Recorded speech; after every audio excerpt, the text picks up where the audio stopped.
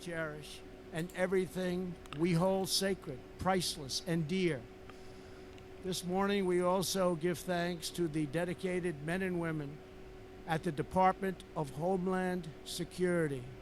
Their department was created after 9/11 to help secure our immigration system and ensure that those who threaten our people are denied entry to our shores. He's going to get hell for that. Law enforcement official, Oh, boy. state, local, and federal, who devotes their life to keeping America safe. As we gather at this moment. Now, what's funny is I have this on my screen. I only have the feed on my screen, but I'm looking at the live chat of the president speaking, and it's pretty much garbage, like as you would expect. Here today is Stephanie Dunn. Her husband. Okay, so we're gonna go on to that anyway. Was one of the patriots who gave his life right here, 18. So I always like to figure out, or I always like to mention what I was doing that day. So the reason I named this stream Just Another Day, because for me, that day was just another day. Like I did every morning at the time. My kids were young. They were going to Montessori school. I was a mortgage banker at the time. My wife was the manager of a medical clinic. And so she left for work a little earlier than me, and I usually drop the kids off at school on my way to work. So as always, I got up, took a shower, made some breakfast for the kids, got ourselves ready to go. And I got in the car and dropped my kids off at the Montessori school. They were in a Montessori preschool. And I walked them into the building, and as I came back out, I'm driving to work and listening on the radio, and they're talking about, I kind of wasn't paying attention to what they were talking about first, but then I'm like, oh, wait a minute. They're talking about a plane crashed into the World Trade Center. And I'm like, what? What are you talking about? Are you kidding me? I'm thinking maybe it's like a, little prop plane or something, some guy who didn't know what the hell they're doing. And I was like, wow, that's just insane. And I was only about 10 minutes for work. So when I got to work, I go inside, and then I'm starting to figure this out, that they're talking about, no, this is a jet. I'm like, what? How the hell could that be? How the hell could that be a jet crashing the plane? And so I get into my office, and we had a big screen TV in one of the rooms in the office, and I'm like, nobody's in the office. I'm looking, where is everybody? And I look in that room where the TV is, and everyone's standing in front of the TV, just watching this in disbelief, with the first tower that was burning. And it was like, it was just surreal. You're like, wait a minute. So it was a jetliner that crashed in this thing? What do you, this can't be.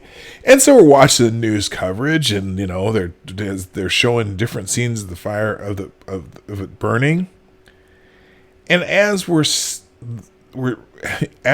watching this, we're all standing there, and the cameras are on the first tower that got hit, which is, I think, is Tower 2. I don't know what the name's of the tower. And we watch the second plane fly into the other building. We're like, wait a minute. Did you just see that? We're like, what the hell is that?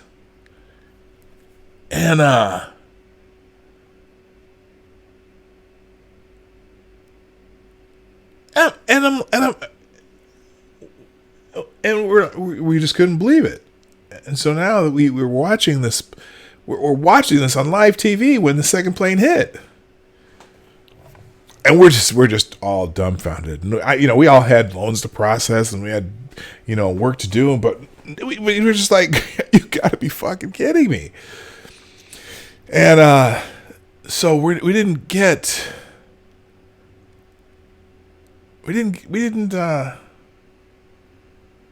we didn't get much done that day. Let's just put it that way. And I just caught you there, Lord Rothschild. Not the first time it happened. Yeah, no, yes, there was a small prop plane that had actually, I believe, hit the World Trade Center at some point. And I see you're believing that you're just seem to be thinking that it just didn't happen. Yeah, well, I don't know, man. We watched the second airliner hit the second airliner hit the other tower on live TV. So I don't know if it was a drone. It was the biggest flipping drone ever built, and the people who were in it, who are all missing, whatever.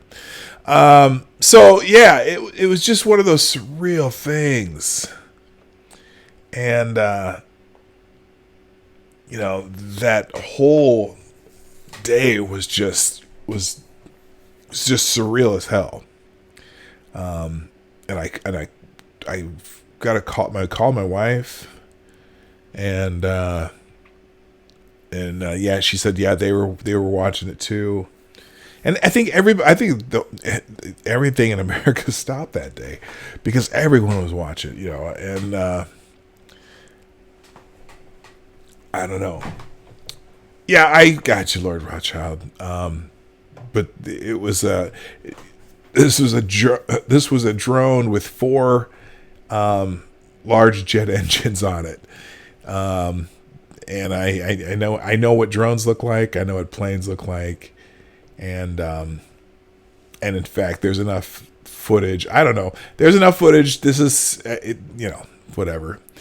Anyway, so like right now, a couple things that I'm just going to read a couple things that I pulled up regarding that, and then we'll get into our regular news today. But the first one here is just called "United We Stand." On September 11, 2001, in the wake of the devastating attack on its most populous city and the seat of its military might, the United States made a profound choice as to how it would respond to the greatest single loss of American life since Pearl Harbor. America decided that in its collective moment of chaos and peril, it would transcend standard political divisions and insist on unity instead. America chose a rallying cry not of "we need revenge," but "United We Stand."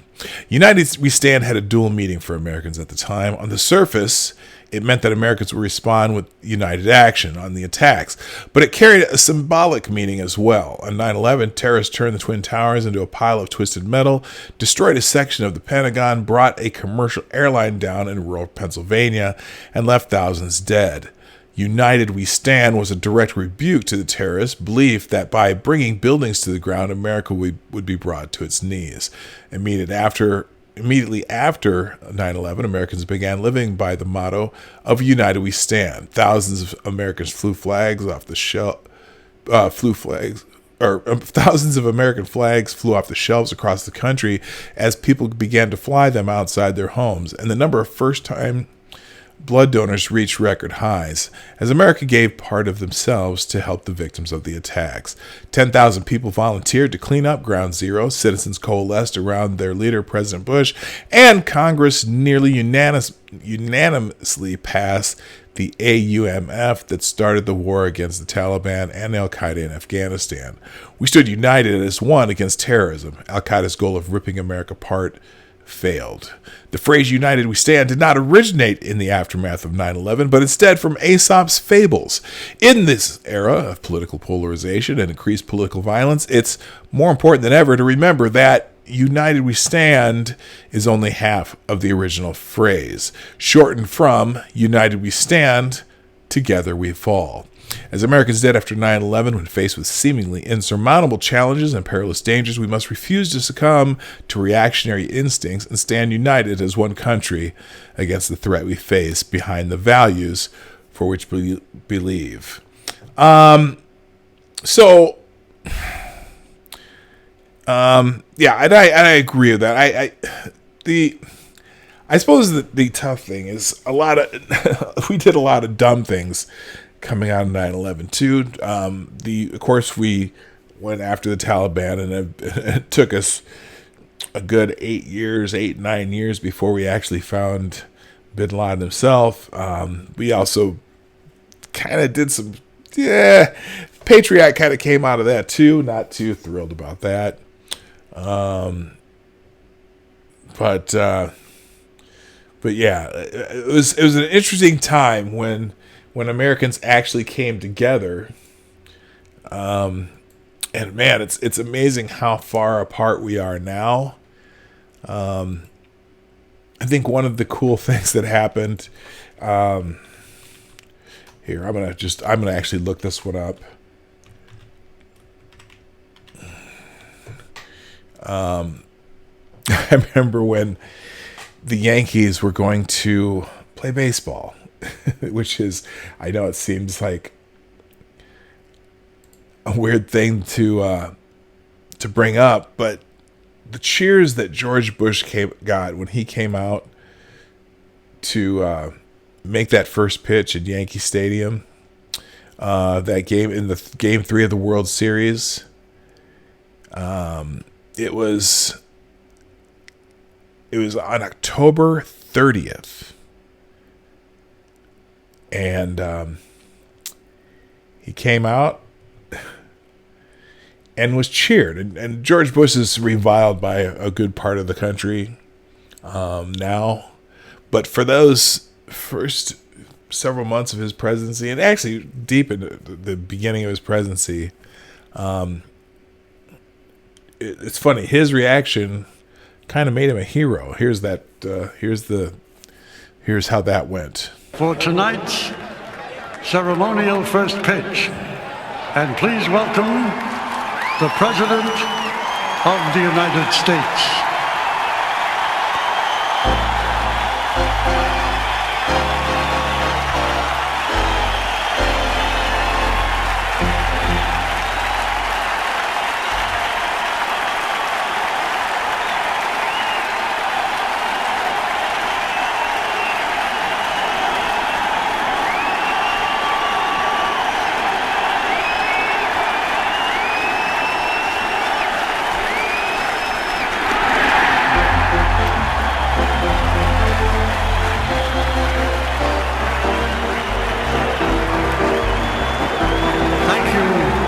Mr. President.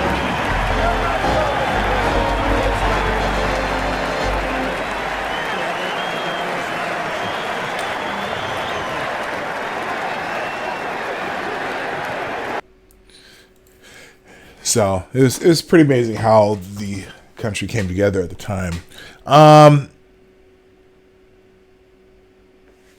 Anyway, so let's see, what else did I have here? Let's see. Interesting article in the New York Post yesterday, which we'll pop that one up here. Teens born to 9/11 widows won't forget the dads they never knew.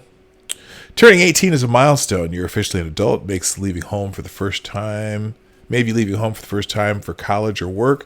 You can finally vote, buy a lotto ticket, and serve with the military. It's a time with mixed emotions, made even more so if you'd never really met the man who helped bring you into the world, the father you lost the day the tower fell.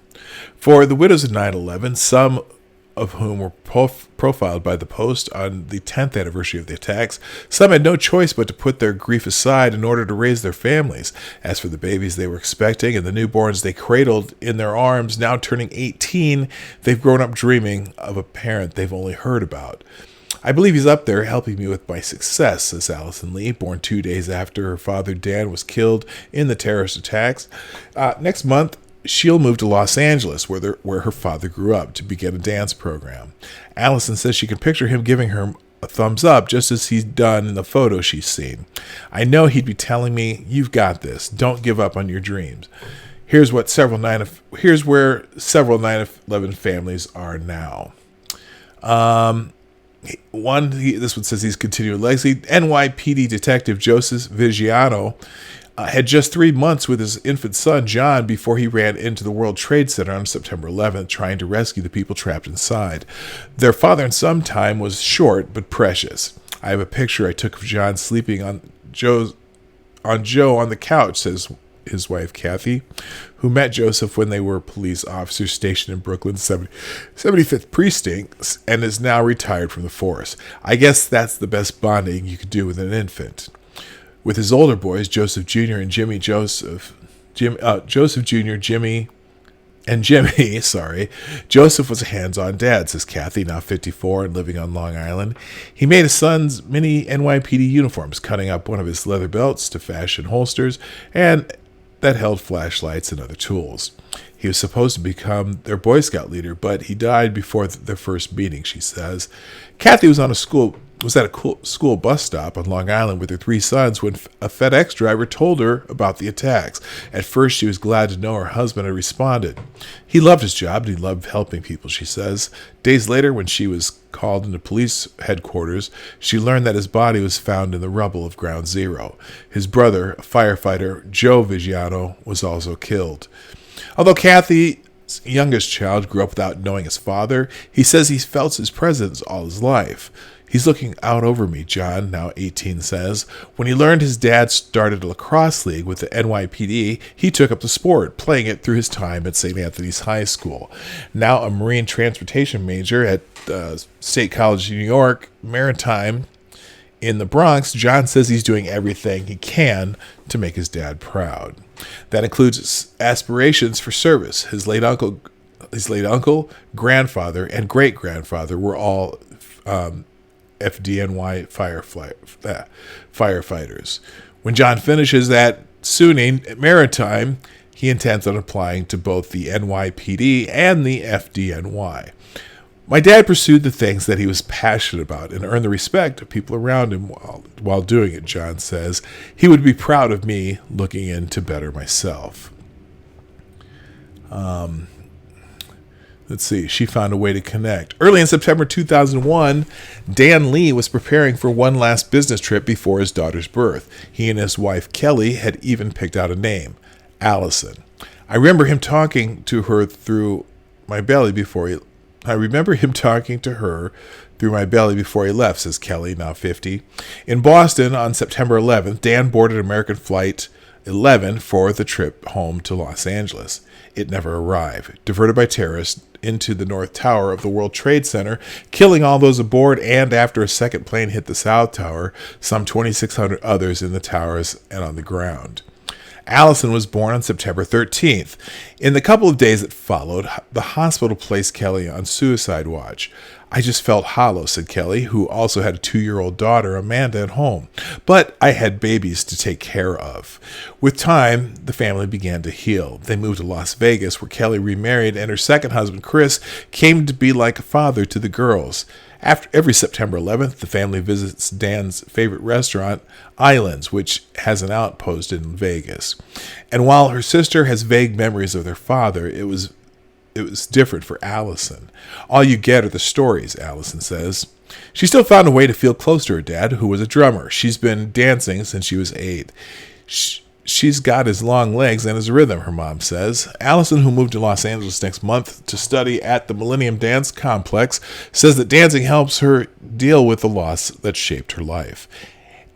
Anything I'm feeling, I can express through dance, she says. In 2016, she and her dance troupe performed a tribute to September 11th, with her family's story woven throughout the interpretation. It was an emotional experience, she said.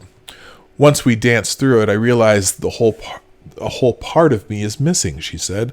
It helped me process it.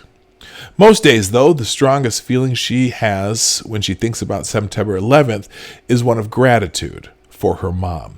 I think about how strong she was to go through that and still do all these things for us, Allison says. She's the most positive person I know.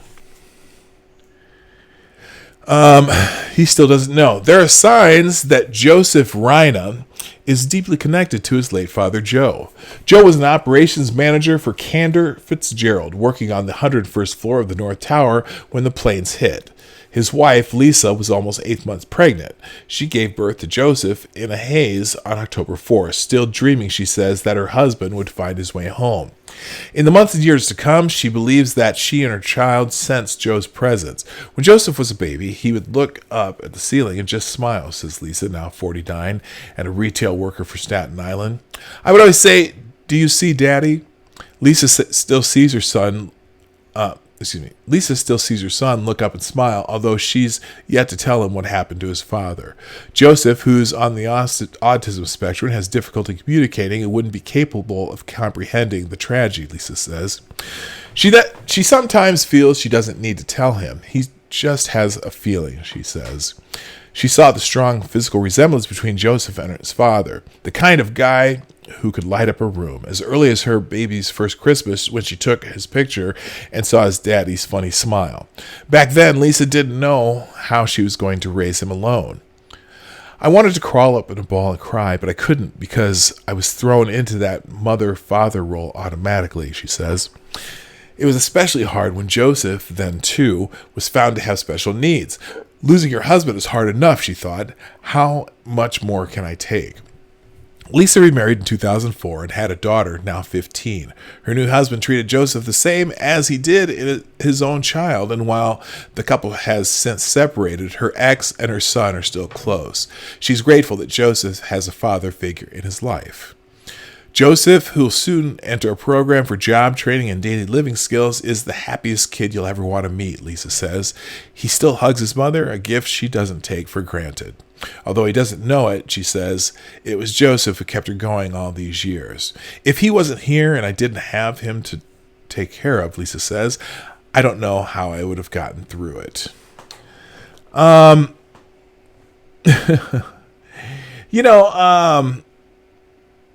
So I know, Lord Rothschild, that you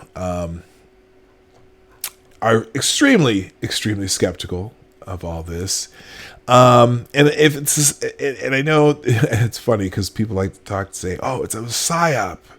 It's a psyop." Here's the problem. If it were a psyop, I would have to say it would be the most intricate psyop in the history of the world, because you make the argument about the debris at the Pentagon, which didn't they take debris from the Pentagon? The flight that crashed in Pennsylvania, there was plane debris there. All the people that were on those flights, all missing. Did they make all those people up? Did any of those people come home? If it was a psyop, where did those people disappear to? I guess that's my biggest question. Because those people had families that that haven't seen them unless they got everyone in the entire conspiracy that you're talking about. They got them all to shut up. How did they do that? How did not one person from that was supposedly missing, that aren't missing, where do they go? I don't know. I don't know. I'm not a fan of the conspiracy theories. Now, this theories about what actually happened, like as far as did the intelligence fail us? I don't have any. That's certainly a question. In fact, my next article is about that. Never forget how U.S. intelligence failed you. Countless Americans' lives changed forever on 9/11, but the sclerotic administrative state never paid any serious price. This is true. This is interesting. Now, the article, by the way, the articles I'm reading today, I'm just reading them because it's 9/11 and I thought I'd pull up a few articles. I don't necessarily agree with everything in the articles, but I just thought they were interesting articles to read today. And this is actually from yesterday. Never.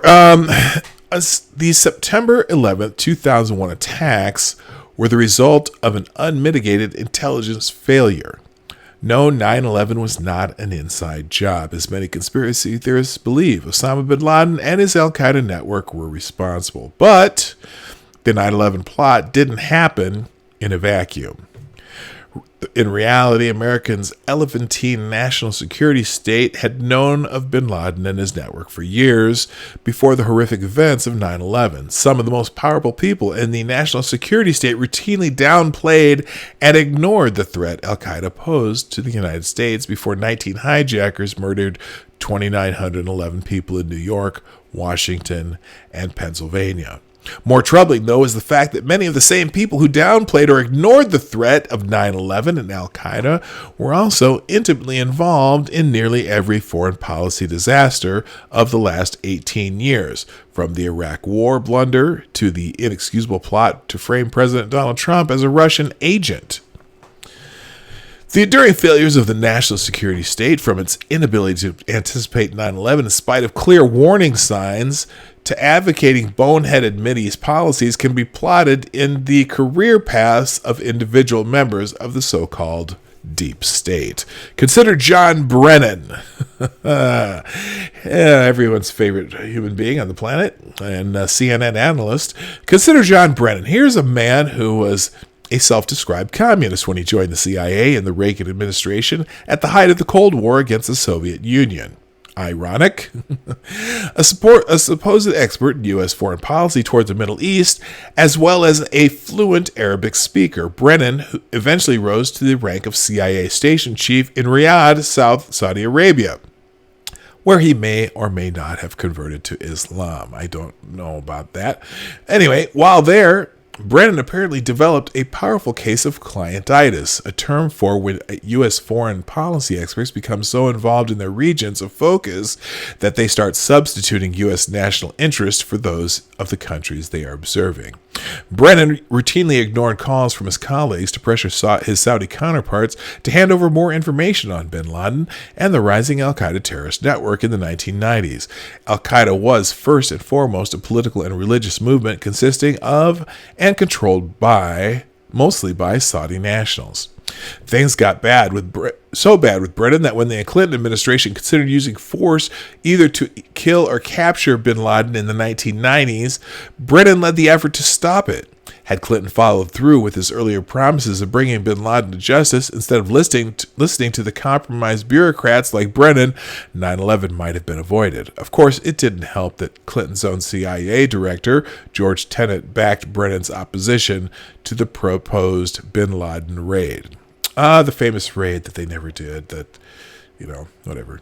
When George W. Bush took office, inexplicably, he chose to keep Tenet on as the director of Central Intelligence. Tenet, in turn, kept incompetents like Brennan in place while either marginalizing or forcing out those few intelligence officials who actually took the al-Qaeda threat seriously, such as Richard Clark and Michael Shearer, the original head of the CIA's bin Laden unit. Sadly, Brennan would go on to enjoy a long career, even after 9/11. This is as much of a failure of the permanent bureaucracy, which is supposedly a meritocracy, as it is of the political establishment for leaving people like Brennan atop the sprawling intelligence community and not demanding answers for how such wise men could have missed 9/11. In a bygone era,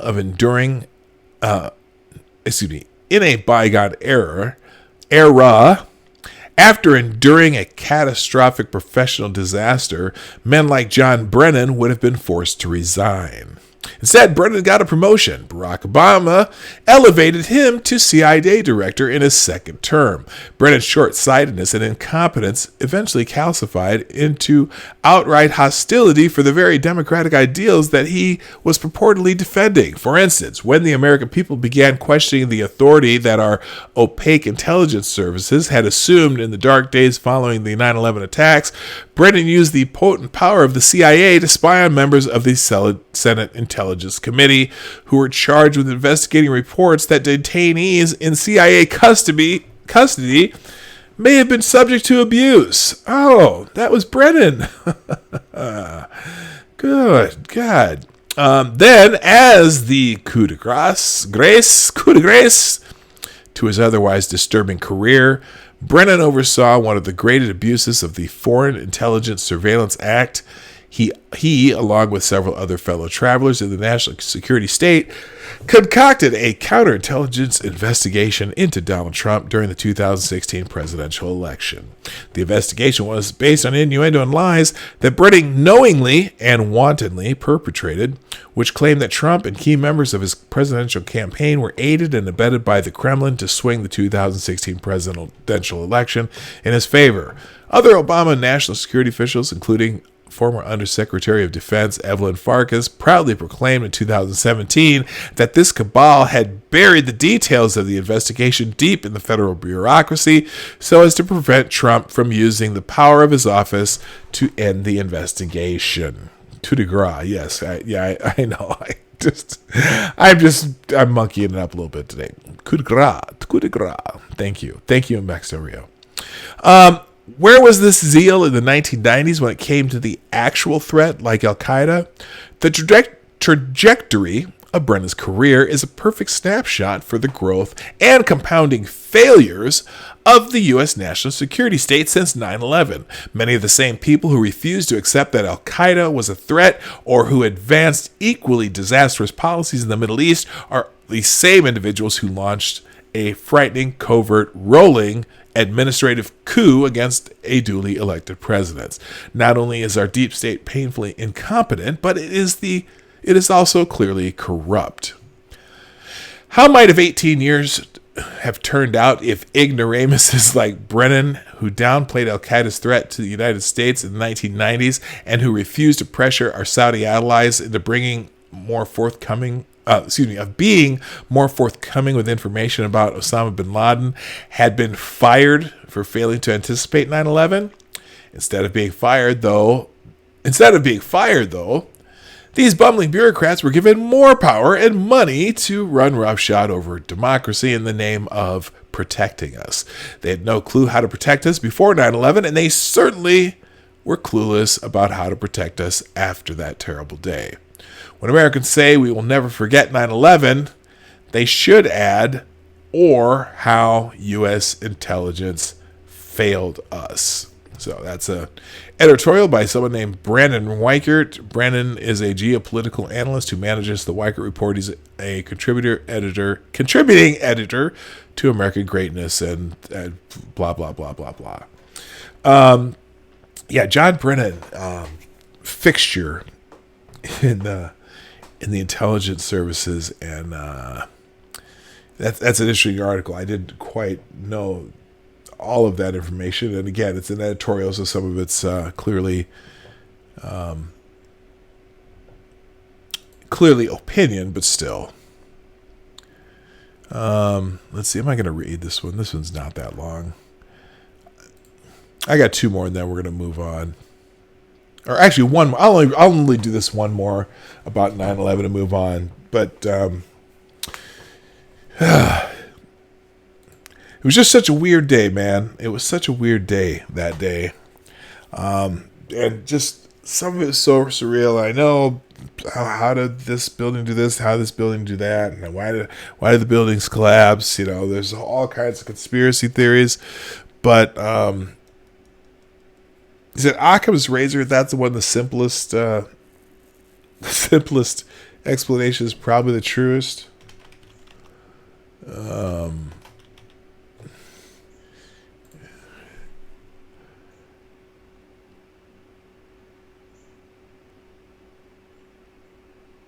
mean, it's you saw what you saw. There's plenty of video of it.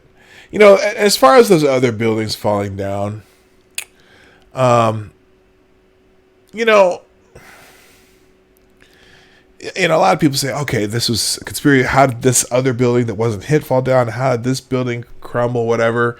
There was a pretty good independent journalist, whatever, talking about the architecture of the World Trade Centers and kind of explaining how it could have collapsed. And the people saying that, it was, fire can't melt steel. Well, yeah, it can. And as far as the other buildings fall down, have you ever been in any place where there's been an earthquake? I mean, imagine the vibrations of those buildings falling and how it would affect the buildings around it. I don't know. There are simple explanations. Real quick, good morning to the people that I haven't said hi to. The gayest person on YouTube. that always cracks me up. Who else came in while I was rambling here? Jaeger Pony, how you doing? Grillin' Pirate Pete, White Knight, how you doing? It's good to have a stream without Bear in it. Bear's at every stream, isn't he? Oh, all you need. How you doing? I haven't seen you around in a while either. So hi there. I'm doing the solemn thing today. I'm not going to be excited until I get to some other articles. Hey, but while you're here, if you haven't already done so, please write down there. There's the like button and all that stuff. And if you want to share the stream out on social media, you can hit the stream arrow. There's a little arrow there that says stream. Kick that out because you guys are. You all who watch are the people who make this show a success by being part of the chat, by coming every day, and hopefully you enjoy being here. Obviously, if you come back, I'm doing something right. And then also, if you want to use super chats, I don't have YouTube super chats, obviously, but down in the description there is the Streamlabs link. Super chats are for if you have something you absolutely need me to.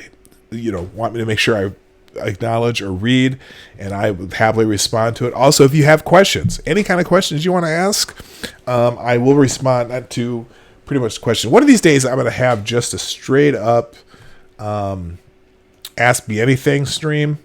Maybe when we get a few more people in here, and that'll be all through the super chats. I think that day I'll probably take anything I make through super chats and donate to something.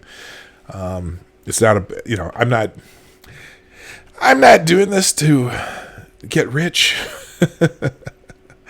I'm just doing it because I enjoy doing it. And, every once in a while it pays my cable bill or my internet bill or whatever. But one of these days I'll do a stream where it's strictly just, we'll dedicate a day of super chats to, I don't know. I'll figure it out. We'll do it to something. Maybe to, I don't know. I'll figure that out. Anyway. All right. Let's move on. I do have one more 9 and 11 article to read, and then we're going to move on to something more current. This one is a good question. Did we learn anything from 9/11? Now, again, this is an editorial. I don't agree with everything in this editorial, but I found it to be interesting. So I am going to go through it. Hi, D.I. Freighter. How you doing? So there you go. This is from Daniel Greenfield. 2 things happened in 2001. Islamic terrorists carried out their most successful attack on America with the murder of 2,977 people, and the number of immigrants obtaining permanent residency passed 1 million for the first time in a decade. Before 2001, 1 million plus was a streak that might linger for a few years before falling back. These days, it's the new normal. Aside from one blip, we've been riding the 1 million plus train for over a decade. The resistance to that trend is currently one thing we seem to have learned from 9/11. After decades of being massacred by terrorists who've come here as tourists, refugees, and immigrants, we are finally trying to close the door on travelers from Islamic terrorist states. And it only took 16 years. That's because learning nothing from the past has been our specialty. A flag bearing a crescent and stars flies from the flagpole in front of the World Trade Center, next to a Christmas tree and a menorah, the New York Times reported in 1997. 4 years earlier, Muslim terrorists had bombed the World Trade Center in an unsuccessful effort to bring down the towers. Omar Abdelrahman, the blind sheik at the center of the terror plot, had urged, quote, We have been ordered with terrorism because we must prepare what power we can to terrorize the enemy of Allah and your enemy. The Quran says to strike in terror, end quote. Muhammad T. Mehdi, the Muslim activist responsible for the flag of Islam flying at what would become Ground Zero, had been an advisor to Rahman. The U.S. Attorney's Office had listed Mehdi as an unindicted co-conspirator in the trial of the blind terror sheikh. Nevertheless, the flag flew.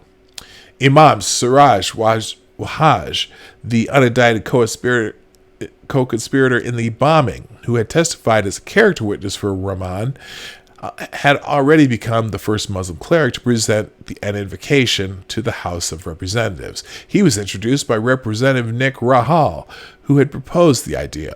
The invocation included a Quranic curse aimed at Christians and Jews. That same year, President George H.W. Bush had taped his own Eid message for Muslims. In 1996, Hillary Clinton inaugurated the first Eid event at the White House. Capitol Hill politicos held their own iftar event that year.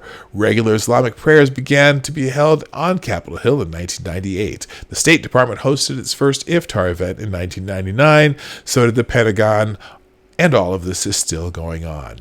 Not only haven't things gotten better since then, they've gotten much worse. The height of counterterrorism efforts took place after September 11 with Operation Green Quest.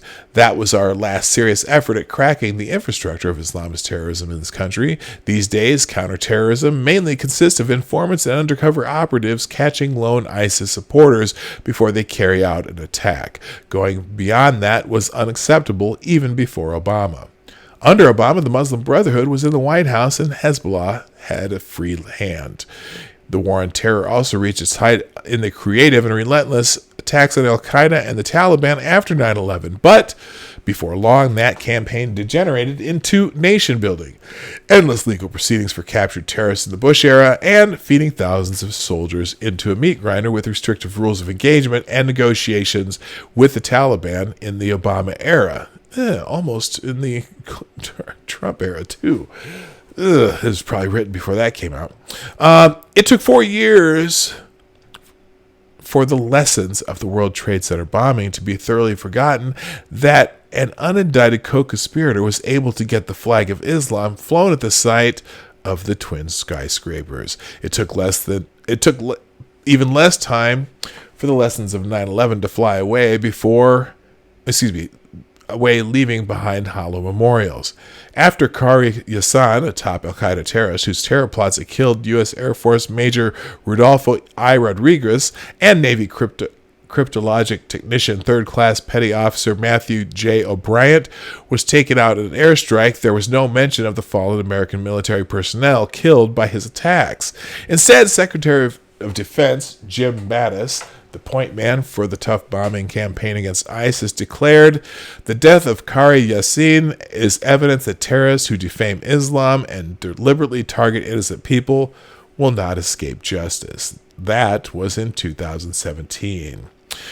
20 years after the flag of Islam flew at the World Trade Center, we were no longer killing Islamic terrorists to avenge our dead or even to defend ourselves, but to punish those who defame Islam.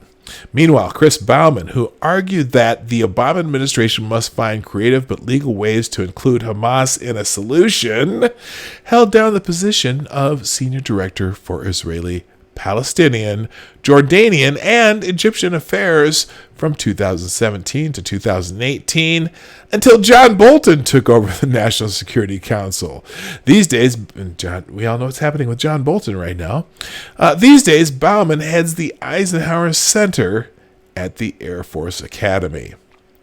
The problem is structural. Our national security infrastructure and our entire strategic apparatus is run by people who think like Mattis and Baumann. It's run by them under Democratic and Republican administrations. Their views represent the consensus that terrorism can't be defeated. It can only be diffused and appeased. There's been some debates over whether we should be negotiating with the Taliban. We've been officially negotiating with the Taliban since 2013. That's a long time to be holding talks when there's nothing to actually talk about. We will eventually withdraw from Afghanistan. The Taliban will eventually take over Afghanistan. What then was there to talk to the Taliban about? Good morning, Zombie Teddy. And yet, our foreign policy apparatus insists that we can't pull out until we get the Taliban to commit to respecting Afghanistan's constitution. Why do we care about the Afghan constitution anyway? Did thousands of Americans really die in Afghanistan to uphold a constitution that upholds Islamic law? Or did we begin this war to avenge our dead and to punish the perpetrators and their allies? The debate over interventionism and appeasement has left September 11th behind. The interventionists insist that we have an obligation to spread democracy, and the appeasers claim that we're warmongers. Neither side likes this country very much, and neither side cares about what happened on this day. If we are to have a meaningful strategy, it has to begin on a fall Tuesday. It has to start in the cockpit of one of the hijacked planes, and it has to start with a prayer from a terrorist and from one of his victims. In the name of Allah, the most merciful, most compassionate, a terrorist declares on the Flight 93 cockpit recording. That's followed by the sounds of terrorists assaulting passengers. Please don't hurt me, please. Oh, God. Flight 93 is a reminder that we are a brave and courageous people, but that we have to wake up first. And to wake up, we have to understand what it is we're facing. On September 11, 2001, hundreds, thousands, tens of thousands, and eventually millions of Americans were forced to wake up. Some died. Some went back to sleep, and some still remember. 9/11 was neither a beginning or an ending. The war we are in has gone on for over 1,000 years. It might go on for another 1,000, making a mockery of the appeasers who lecture about endless war. Wars go on for as long as one side is willing to fight them. The nightmarish reality is that the other side is willing to fight forever. That is a truth too troubling for most people to come to terms with. But until we understand that, we will have learned absolutely nothing from September 11, 2001. This is not World War II. It's not the Cold War. It's the clash of civilizations. Technology, jet planes, and the internet have allowed our civilizations to overlap with each other. War is the inevitable result. Immigration, not bullets and bombs, is the main weapons of a clash not between armies, but civilizations. 16 years later, we've only begun not to fight, but to defend ourselves against a class of civilizations. Wow. That's something to think about. I don't know how much I agree with that. There's a lot in there to unpack. I don't know. I'm not in the mood to be over analytic. I don't know. To overanalyze anything today. But that's my last 9/11 bit. And not because there aren't plenty of them, but honestly, I just can't do it today. That was just a weird day, man. It was just such a weird day. You know? And especially watching live as the second plane hits. And even the newscasters were like, did we see what we just thought we saw? And that's exactly what everyone in our office was saying as it's just there right on the screen. They showed a couple different times. And it's clearly a large passenger plane. Lord Watchild. It was, I swear. It was. We watched it happen live on TV. We saw it. All right. Enough of 9/11 because that can get old. Hey, you know what? Just something that I missed. And it was when was this? Okay, so this was last edited. It says June 27th, 19. Why was this? I didn't see this. But it was really weird because YouTube, just Susan and the gang like to fuck with us, and I did.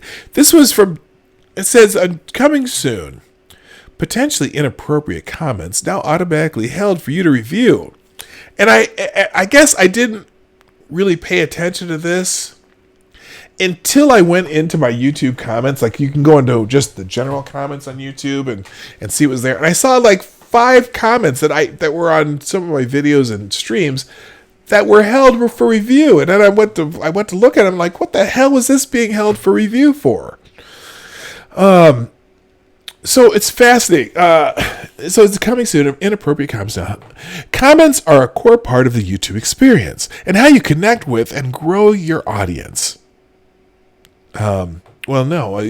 Used to be you could connect and grow with your audience, not just through comments, but the fact that YouTube would actually put recommendations of your video out there in places where people think they might like them. They don't do that anymore, especially with channels like mine. That's why I ask you to hit the share button. Anyway, so it says, while we strive to remove comments that violate our policies, the ever-changing policies you never know about, as quickly as possible, we also provide creators moderation tools so they can help shape the tone of conversation on their channels. Okay, let me just let you know something about my channel, whether it be in the chats, on my live streams, or on the comments that go on the videos after my live streams are over, or videos that I actually make. I promise I'm gonna start making videos again. I have no interest in moderating the comments on my videos. If you want to say something, say it. Okay.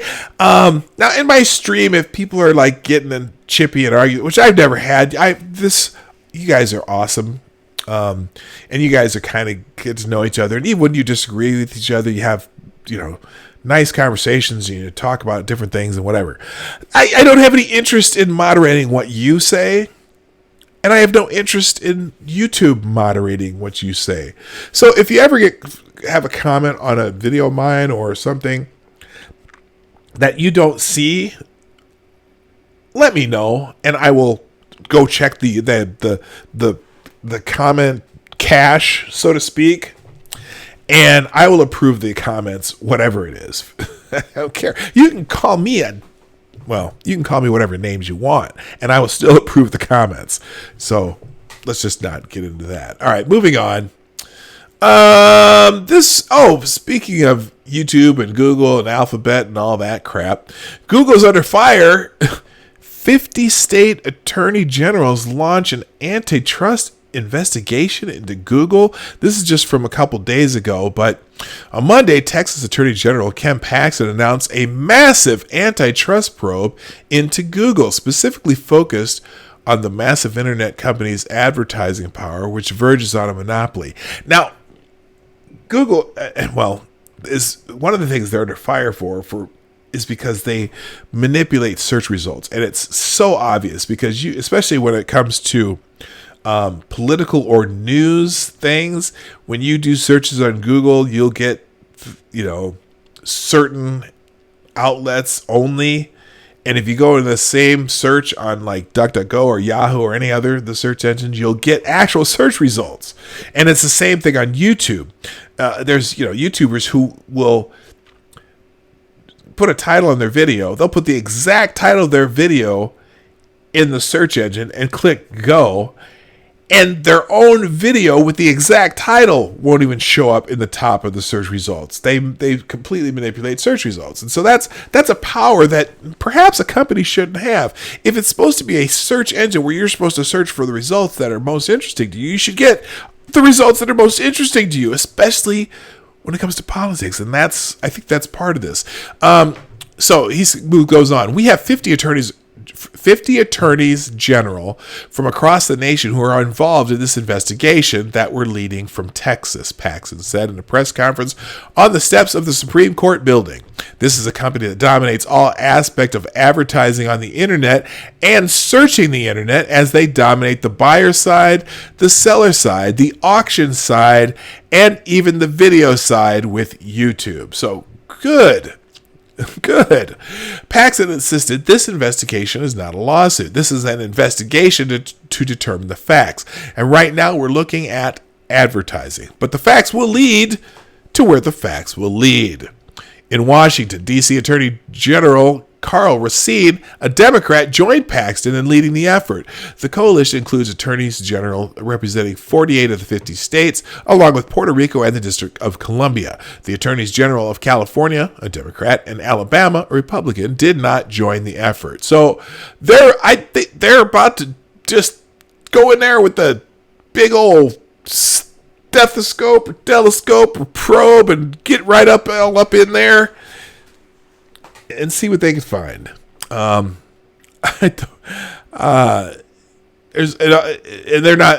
Facebook also is facing an antitrust investigation at the federal level too. So is Google. So I don't think I need to tell much more about that. But it's about time. Google should be sued for manipulating. Tulsi Gabbard has a suit against Google too because she was the top search person after one of the debates, and then they kind of restricted her advertising for some reason, and I don't get. Maybe someone could throw this out in the chat. Now I wouldn't vote for Tulsi Gabbard, but I think she's a sensible person. But she's still one of those left progressive people, but she's sensible and can anyone explain to me why the left hates her so much? I just don't get it. I haven't figured it out. Anyway, all right, let's move on to my next one here. This is this is from a few days ago, probably about 5 or 6 days ago, but I thought this was the craziest article I had seen. I put it in both Monkey in the Morning. They have the hashtag, and so does Lords of the Night, but I don't know if they ever got to this. But so a California man rapped about burying a woman, burying as in bury them on the ground, is charged with the murder of his girlfriend, according to prosecutors. A California man who was recorded on video rapping, "I killed my bitch and buried that bitch in the fucking dirt," is now being charged with the murder of his girlfriend, who has been missing since July. Robert Anthony Kamau, 27, of Monrovia, is accused of killing 31-year-old Amanda Custer while out on bail for a pending domestic violence case, the Los Angeles County District Attorney's Office announced Wednesday.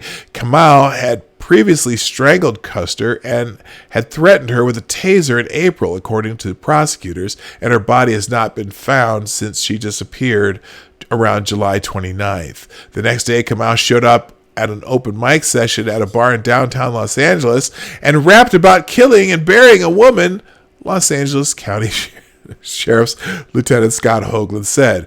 "Right here, I'm the gangster in this house," the man says in the video, which was obtained by KTLA. Then he adds, "I killed my bitch and buried the bitch in the fucking dirt."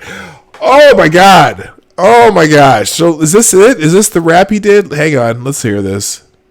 KTLA did get a hold of this exclusive video that was taken Monday night at a bar near Skid Row. It was open mic night. We're told that Robert Camus was quite aggressive in being able to showcase his so-called talents that night. And in the video, he raps about, as you said, killing a woman, burying her body, and says that police are looking for him. This is quite disturbing, considering that hours earlier, he's accused of assaulting and kidnapping his girlfriend. Again, the lyrics might be a bit disturbing. Take a listen.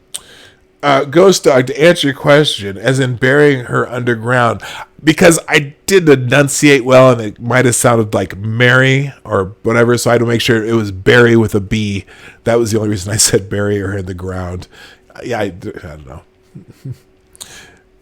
Bury her in his dreams. I don't know. Anyway, that's why I clarified, because I'm having trouble enunciating today. My lips and jaw are not working properly. So there you go.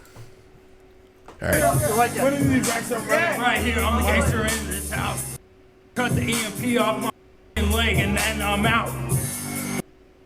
You don't even know news. I killed my buried that in the dirt. And I'm out because the cops trying to look for me and I'm trying to shut my mouth. Yeah. Yeah, that's disturbing. Okay, that is disturbing. Oh, hang on. And then hours later, Sky 5 was over the scene in downtown LA Tuesday, where 27-year-old Robert Camus held authorities at bay while he was holed up unresponsive in his gray Toyota Prius. It was parked on 2nd and Hill. Then finally, 5 hours after the car was spotted by LAPD, SWAT used tear gas to fish Camus out of the car. He was then taken into custody.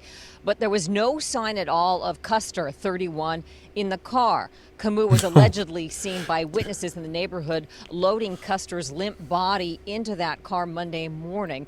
And it was his very own parents who called 911, Monrovia PD, on Monday around 8:15, saying they found blood and signs of an assault inside their home on the 600 block of Vaquero Road. But there was no sign again of the couple at all, who neighbors say... Yes. I just threw over the comments. Yeah, he did suck as a rapper. And by the way, hi Ghost Dog. I didn't even say hi to you this morning. And MC, Hammer Time, speaking of rappers, and Zombie Teddy, and Check Your Logic. All right. And Mr. Nonopoly. But so now you gotta wonder, holy shit. Now I gotta start listening to rap lyrics to find out what these dudes are doing. Just, oh my God. Anyway, I don't need to read the rest of that one, but I just thought that was crazy. He gets busted because he got caught rapping about what he did. All right, moving on. You know what? It just dawned on me. We are lacking in the funk today, so maybe we'll just here. Let me get some funk going here.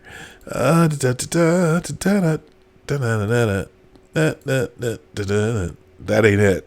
that was not the funk. We'll start with Lush Dreams. Oh, that's a little loud. Let's turn that down. All right. What the hell is this? Okay. Can y'all hear that? Yeah, I know you can hear it.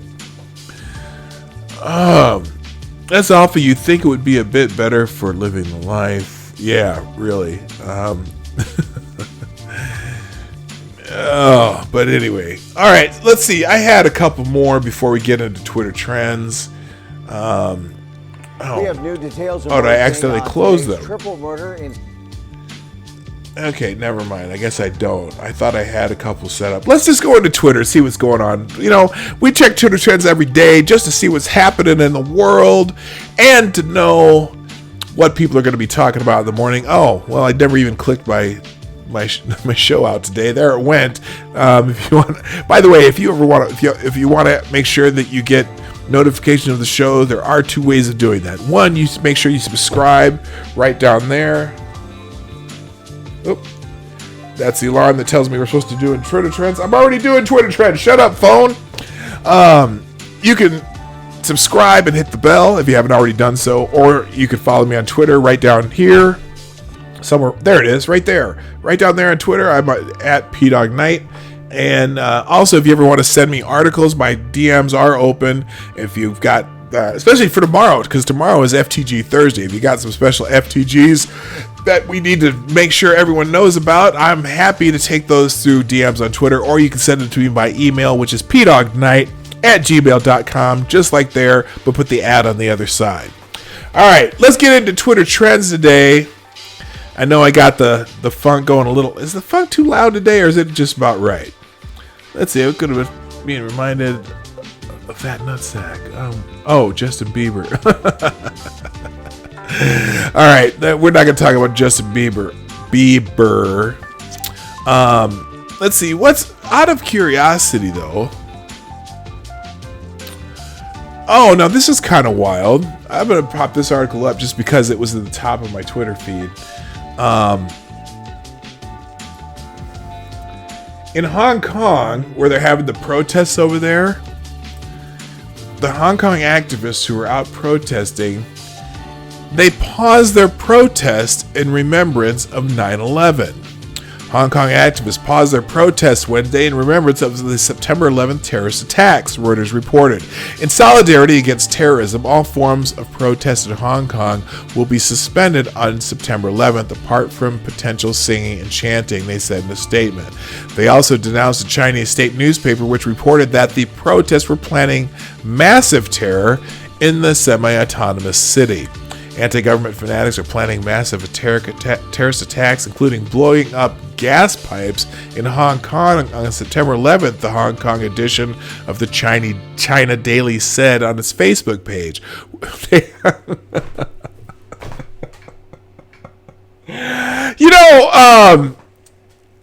It's amazing. Okay, so this is the boomer in me, but it just amazes me that the state Chinese newspaper made that announcement on its Facebook page. I don't know why that's so funny to me. It just is. It's like, okay, so the Hong Kong edition of the Chinese Daily said on its Facebook page, right next to my grandmother's cat videos, and pictures of Cousin Mary's new baby. Oh my God. Anyway, we don't even need to do a fact check to know that this is fake news. One protester, Michael, 24, told Reuters. The state media doesn't care about its own credibility, whether something they claim to have heard on WhatsApp or friends, they will spread it right away. So anyway, that's cool. The protesters decide to honor America. They want that American democracy to go, be America-style democracy or whatever, representative republic, to flourish in Hong Kong. Also, let's see. That's weird. Okay. Oh, I see a message request.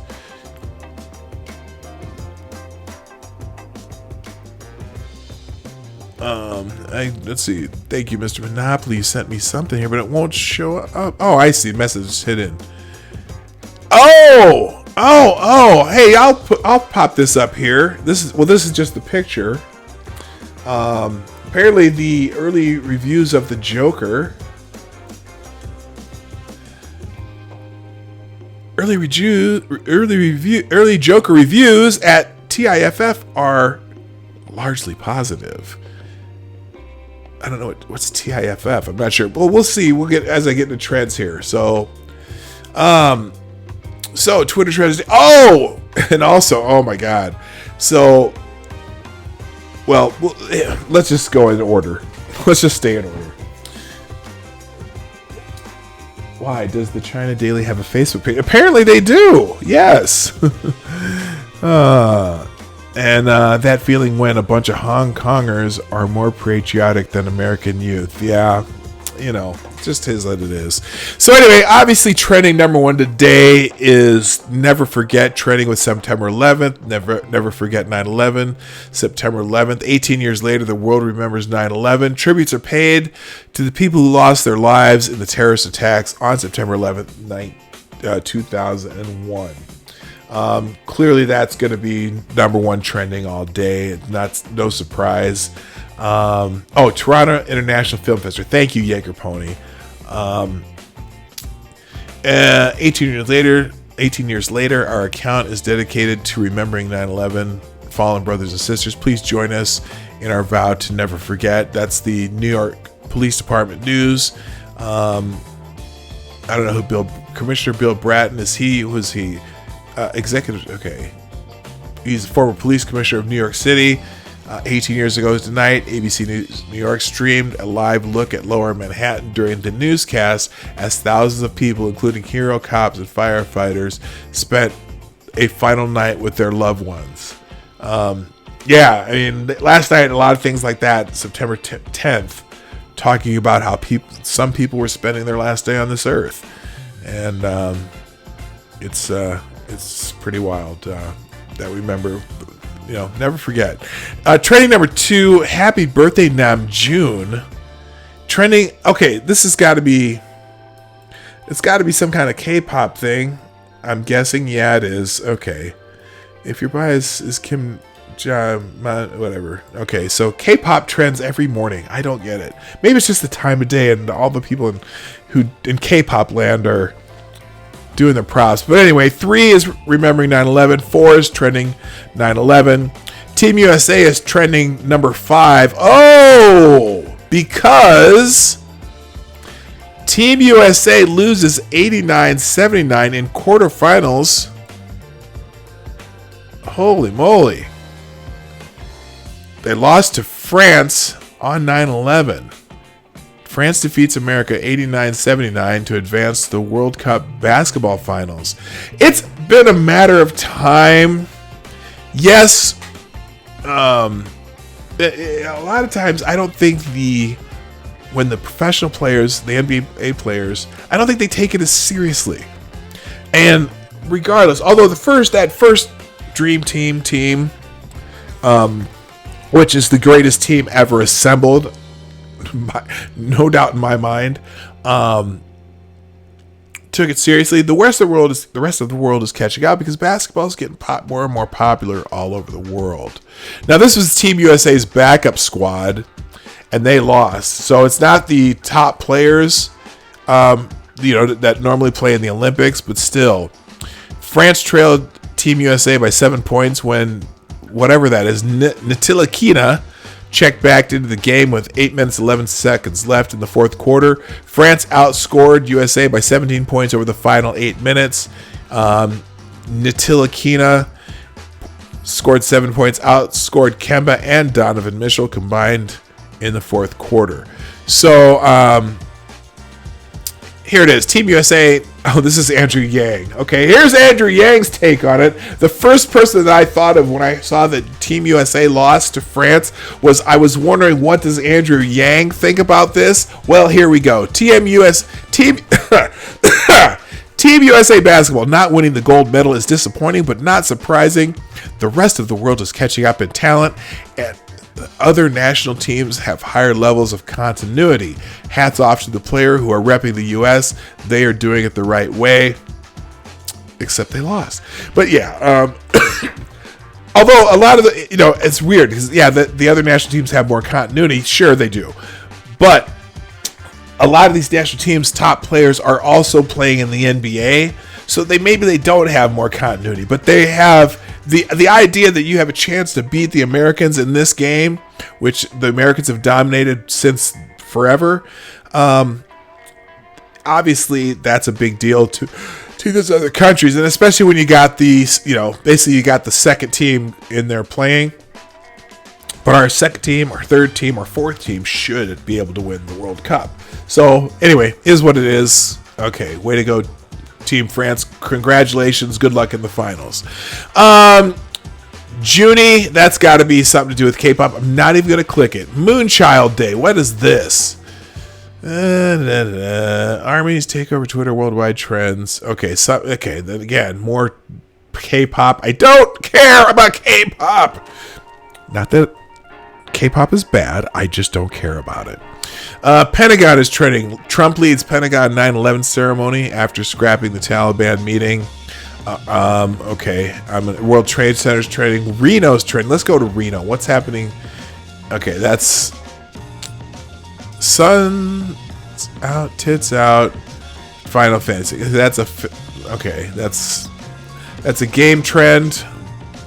Not 100% care about that.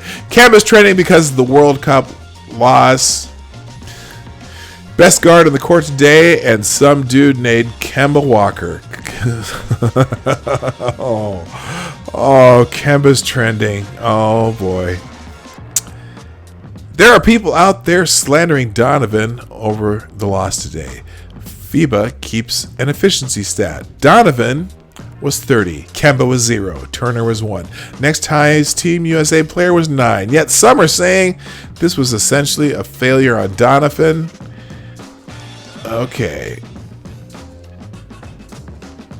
All right. So anyway, yeah, there's going to be some hot takes on the United States losing that FIBA thing. I'm going to keep going on. Gobert.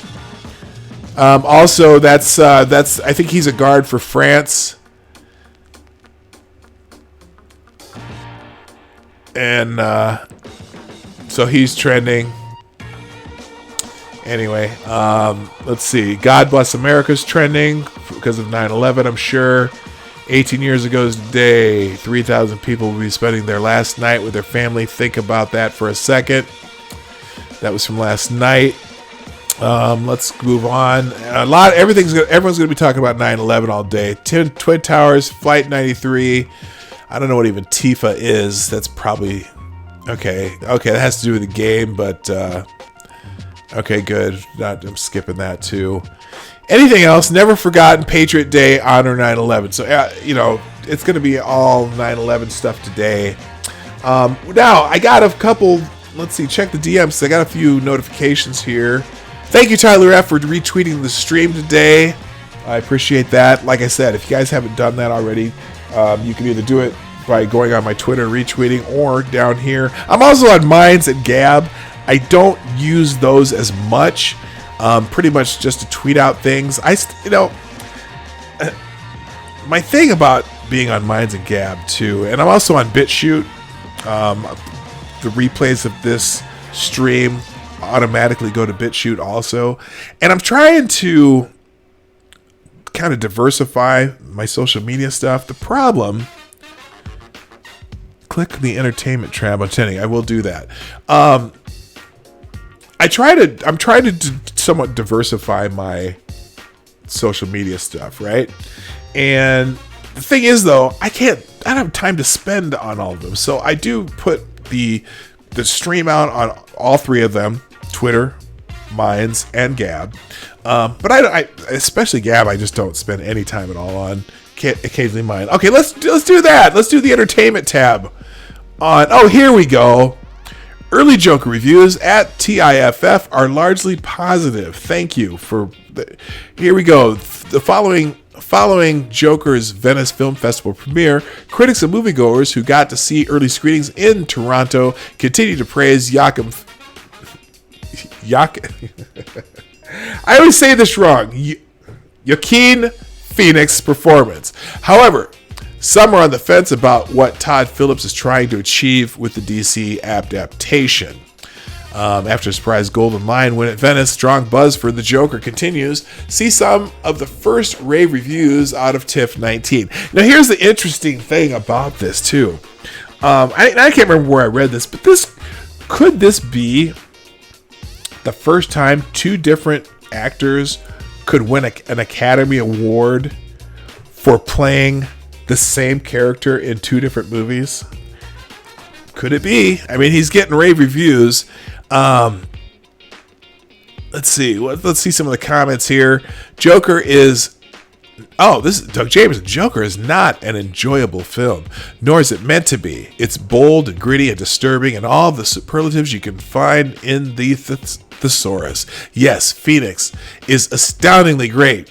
Maybe even Oscar-worthy. But what the hell is this film trying to say is beyond me.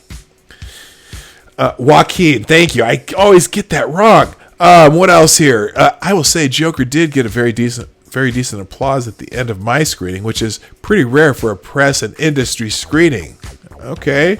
Joker is dark, really violent, and Joaquin Phoenix's performance is outstanding. Crowd gasped and said, "Oh my God," several times. Need some time to think about this psychological thriller.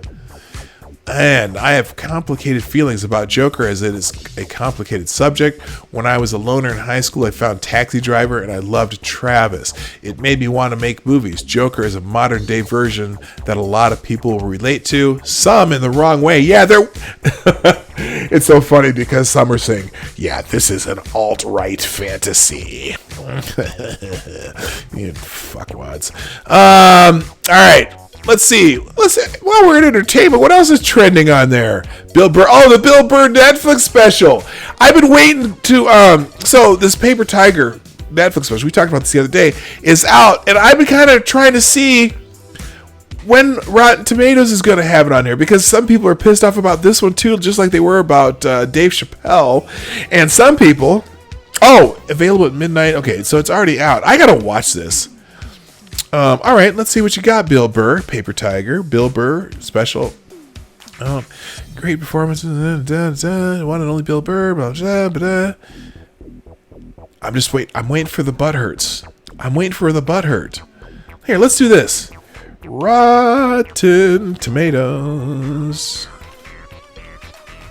Bill Burr Paper Tiger right there, because I've already searched for it once. Has anything come out? Anything? Bill Burr Paper Tiger. No ratings yet. I'm just waiting, man. I am just waiting. I can't wait. Because, people are going to be bitching about that. What else we got? Anything else in entertainment? First video teaser for Miley Cyrus, Ariana Grande, and Lana Del Rey, Don't Call Me an Angel, is here. Oh, yay! I'm not going to click it. Oh, Colonel Sanders is single and ready to mingle in KFC's dating simulator. Really? I'm not clicking that either. Oh my God. Just this. I hate entertainment. I just do. I hate it. All right. Now, I had a couple. Oh, I don't even have this out here. Let me just check my bookmarks. I did bookmark a couple more things, and let's see if we can do one good thing before we go. All right. Let's see.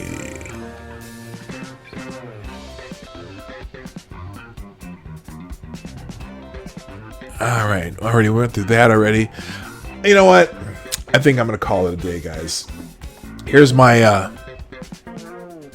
last theme of the day. We're going to full screen this one. Just as we finish kind of a solemn day, I'm going to turn the music off too. Hang on. Cuz this is a little too out there. Here, we'll pause that and put this back up. So, article.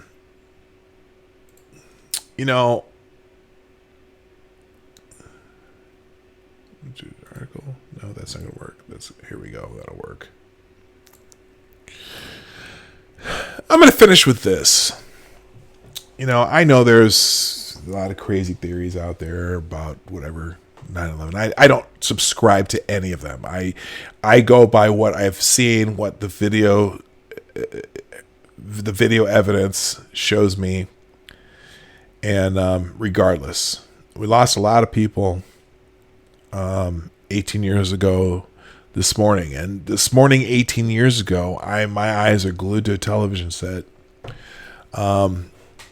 just watching an incredible tragedy unfold before my eyes.